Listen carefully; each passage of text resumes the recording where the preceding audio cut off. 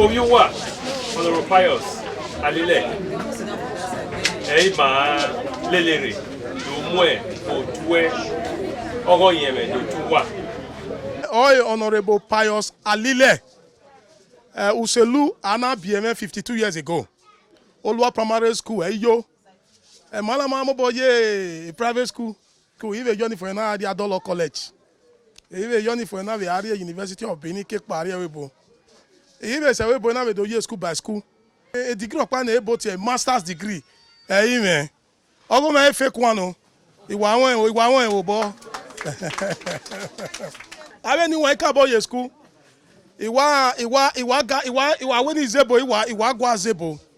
If you understand English, runda ga are National Assembly, aizedowa. Awe ke na be school say akebe a ave ari ba na do me we ave wan ni we gbe so won yan agun aye mi ni ata ave ni wan iwa re do mi wa ni do mi wa no wala o emi vai mi hide do time na be na one na we do come wa we many Honorable Alile no the House of Rep Egor-Ikpoba Federal Constituency he stepped down no wan ropa o he stepped down no wan ropa. I am not stepping down for anybody. Iweleme do tam wa we e fidi marie o. Ah wa we mi nebo ti e primaries. So obuwa emi yaye. Ona gi obe mana nya we ata na wodukun. E o ognigi sunu. Onigi sunu e primaries marie. E na we ni do imiwa. The executive and members of this world. Nu wala o.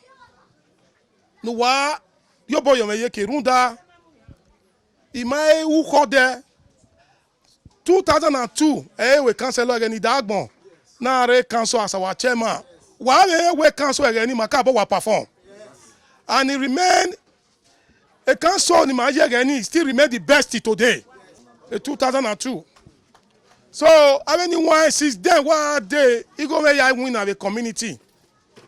Ave boy ni emu ye community de ba abi ku ni erigo na de by boss during in my area ego me eyawe many years ago including grading even what 5 in me grade the ethic bavane so many roads ni my grade ego me grade because o me community me working o ma be keke o ma ka we rin ka wona rin ka wona rin ka yona oni aye kana wow wa ge wo hun oni o mata se wa yu po na ge wo wa ya wu oni o keke ege na ni o keke na nota ege no na so and so wow ege no na so and so wow this time you must show evidence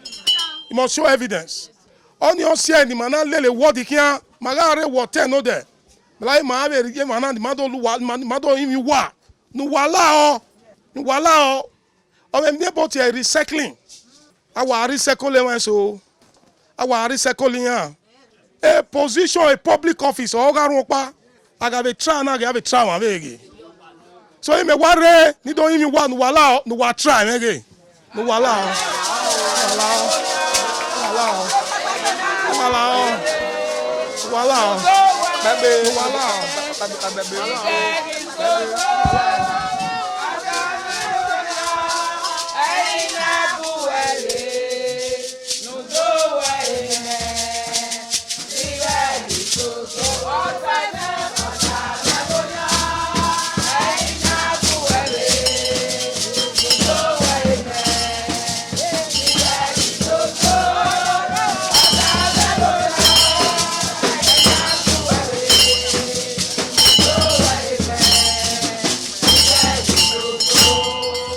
ima digwe fo okpa ewu ni igba ewu ni digwe wan na igba okpa ewu okegbafa abi ni wan iyawe ni ma ego atunu okpa APC ni ma atunu okpa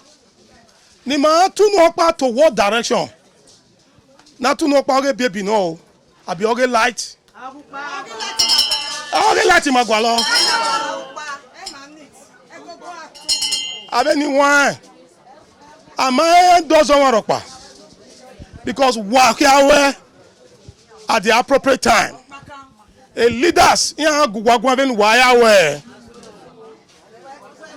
On your say, a party card were very important who die. Because only wire voted there. He don't even what 5. In a way, a ward 5 in is well led. Because the chairman ward in is one of the best chairmen that we have.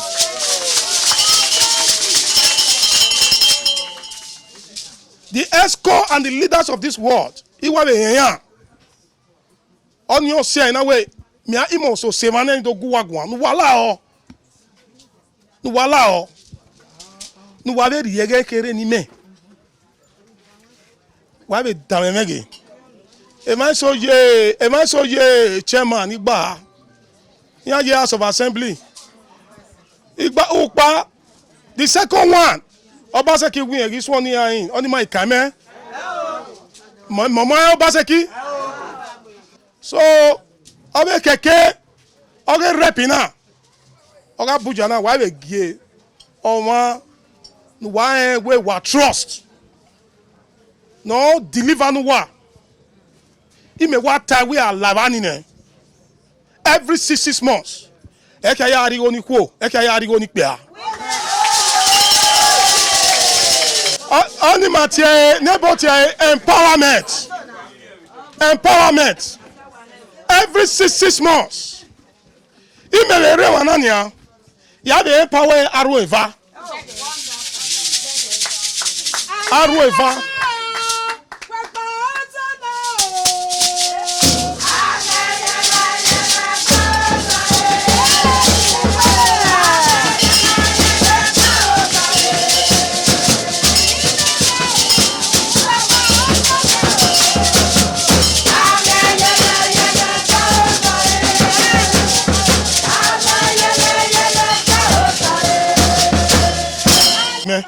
Voilà.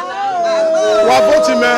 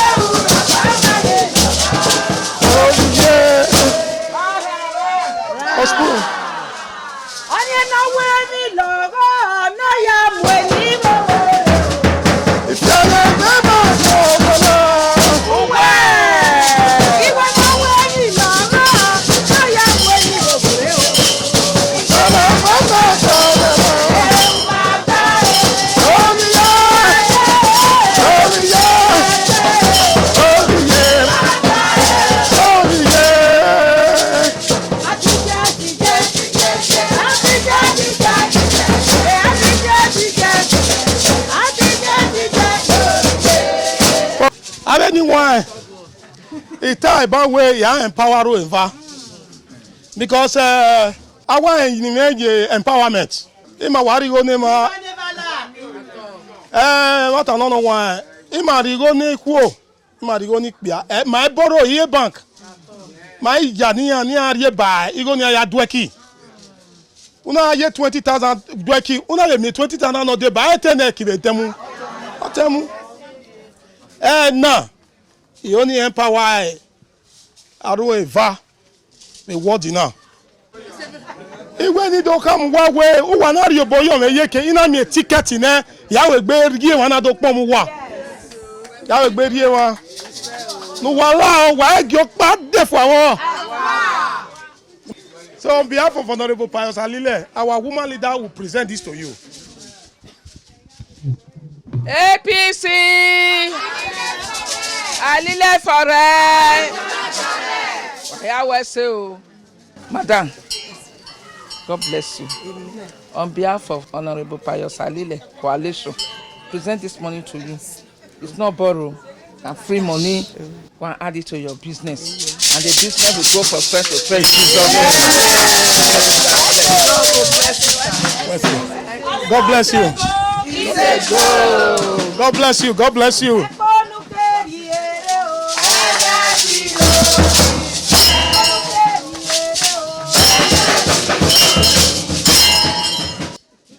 One of the greatest woman leader I've ever seen in my life. Yes, authentic. A bulldozer. Yes.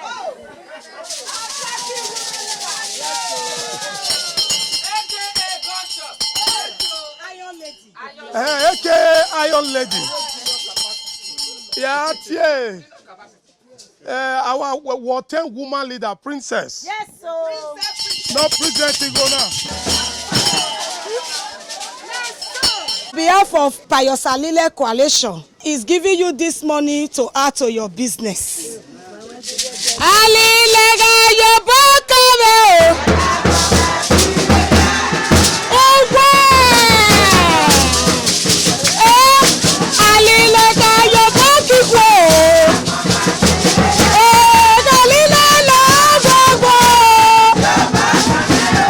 Alile la gbogbo.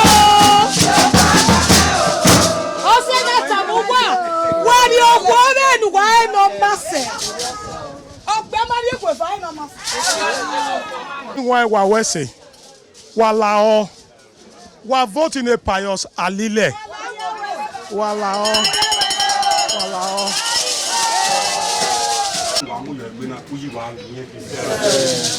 Èmi náà dó mi wá ẹ̀ ẹ̀mẹ̀nu wá gún ọba ọ̀rẹ́ mànẹ́wẹ́ wà pàṣẹ ẹjọ́ nẹ̀ àṣẹ ni sábàánọ́gẹ́ àárọ̀ kí hàn. Ewọ̀ fábí náà wà máa ọmọ pé àrọ̀ ọmọ kò rọ yàrá mà àzọ́n rọ ó sọ̀rọ̀ yàrá mà. Èèwọ̀n àyà náà wọ́n nẹ̀ Alile náà vote nẹ̀ ẹ̀yìn zẹ̀dẹ̀ bẹ̀rẹ̀. The promise no promise wà ẹ̀ mẹ́ẹ̀rọ̀ ra mọ̀ ẹsẹ̀ ọwọ́ wà wà mọ̀ ẹsẹ̀ ọ̀rọ̀ ìṣèwà ni ìyáwó ilé lẹ́rẹ́ tó pọ̀n wà.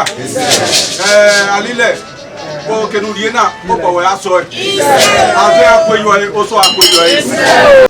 Pius nwe mama ni Pius oriye rosia savege odomi ewe mana so ona do I kawe yan ma do wiyo ni ma do ona do pon me ni no yan lawa ina le pon bo saloboa ana ri me la dan webu bo ga savege mi si se ba ti eji iyo bona o me edene na we pon bo sa kege ni ade ni ya le party na odinu pono ki o so mole o me no dion ona mari mio me no wi yobo me ori rede na iyobo no me ipon mo e je do die wa se ya pe o no ri ari obo garden o de na wo we garden o de na water ala o be ra mi o.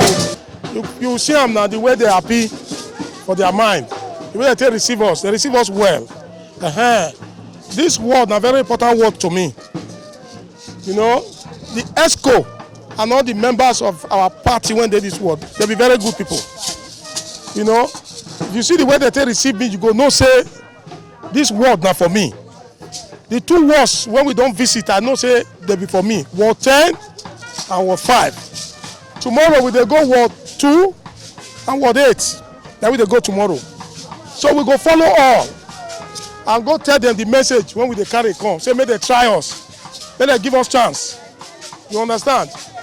They not fit dey recycle the same people. You understand? If you dey recycle the same people, not the same result you go to get. And that is why we fresh, we new, make they try us. Though they know also, they make they try us.